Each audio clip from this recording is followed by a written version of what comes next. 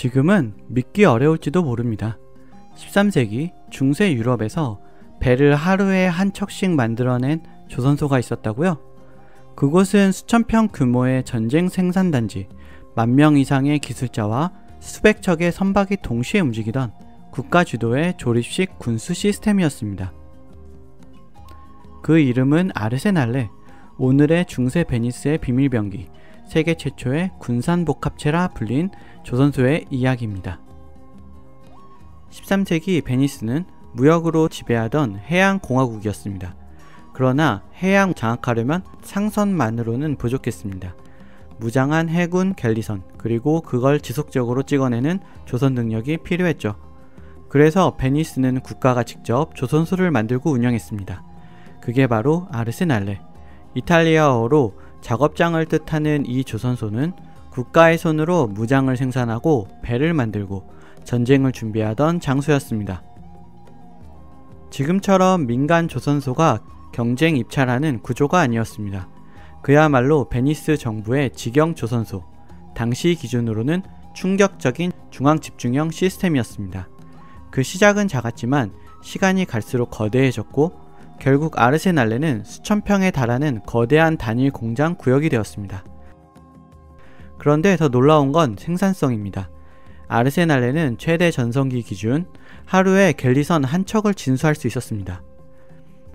물론 나무를 베고 처음부터 끝까지 하루 만에 만든 건 아니죠. 중요한 건 진수 준비가 끝난 완성품이 매일같이 바다로 나갔다는 겁니다. 중세 유럽, 나무를 손으로 깎고 돛을 수작업으로 만드는 시대에 이 정도 조선 효율을 낸다는 건 거의 공장 시스템에 가까웠습니다. 어떻게 가능했을까요? 답은 단 하나, 분업화입니다. 아르세날레 내부는 수십 개의 전문 공정으로 나뉘어 있었습니다. 벌목된 통나무는 먼저 절단구역으로, 선체 프레임은 형틀 구역에서 조립, 갑판은 따로 제작, 노와 돛은 부속 제작소에서 생산, 선체엔 방수용 피치와 방청제를 바르고 무장 부속은 변기창에서 공급, 마지막으로 진수용 도크에서 최종 조립. 각 파트는 서로 분리되어 있으면서도 완벽하게 연결되어 있었습니다. 지금의 자동차 조립 라인과 거의 동일한 방식이 800년 전 도크 안에서 구현된 거죠.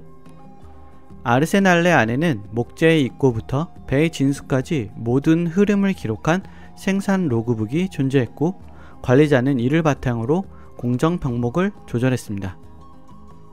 아르세날레에서 일하는 인원은 최대 1만 명 이상에 달했습니다. 그들은 단순한 목수나 조선공이 아니라 조립의 일부를 담당하는 숙련된 기술자였죠. 목재 절단공은 도크에 들어온 통나무를 먼저 맞이합니다. 겉을 살피고 휘어짐을 계산해 가장 적합한 용도를 판단하죠. 한 번의 도끼질이 선체의 수명을 좌우하기에 이들은 나무의 숨결을 읽는 사람들이었습니다. 리벳 장착공은 선체를 하나로 잇는 사람들입니다. 리듬감 있게 두들겨 박히는 리벳 하나하나가 파도 위에서 배를 지탱하는 보이지 않는 골격이 되었죠. 노를 만드는 장인은 사람 손의 힘과 바다의 저항을 동시에 계산해야 했습니다.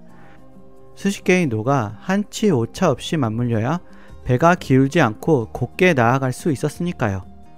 돛을 봉제하는 기술자는 바람과 싸우는 장인입니다.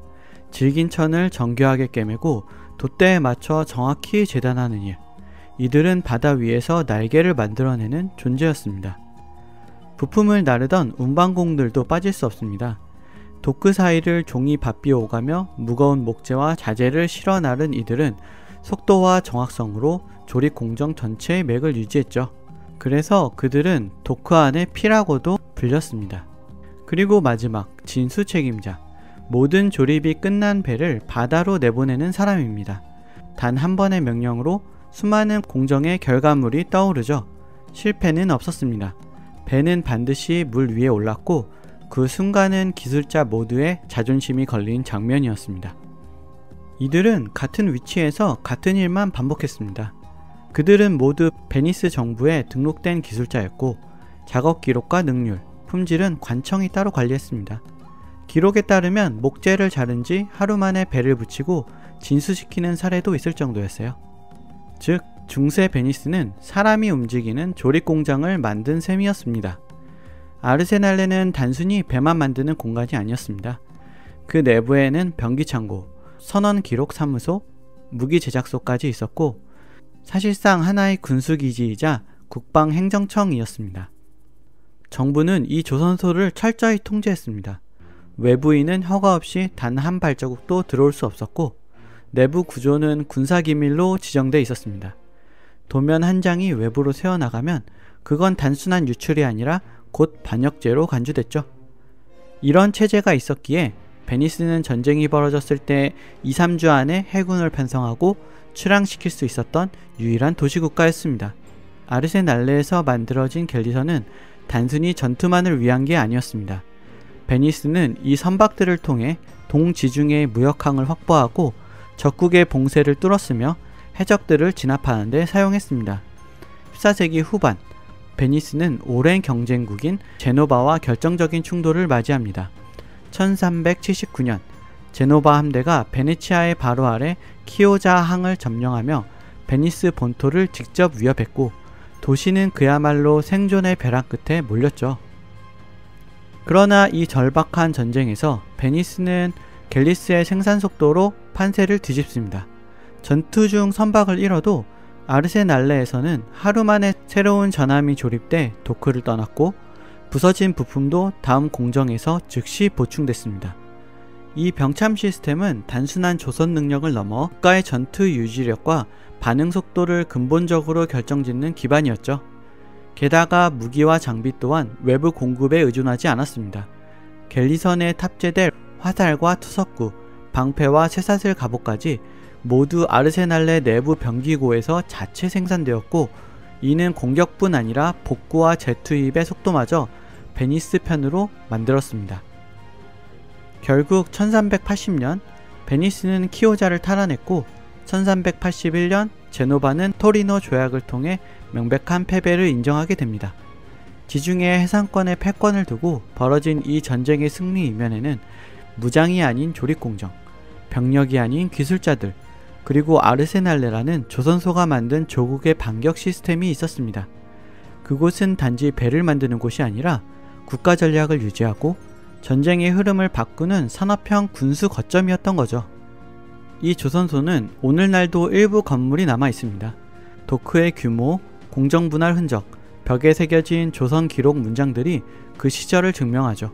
심지어 현대 이탈리아 해군은 아르세날레 구조를 국방 매뉴얼 교육용 컨텐츠로도 사용합니다.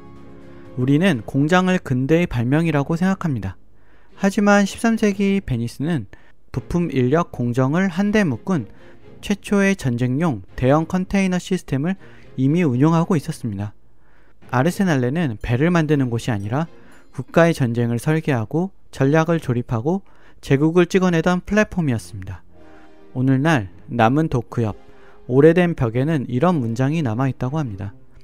바다는 우리의 길이었고 배는 우리의 말이었다. 그리고 아르세날레는 비유하자면 그 말을 길러내던 마구간이었던 거죠. 오늘의 영상은 여기까지입니다. 좋아요와 구독 부탁드리고요.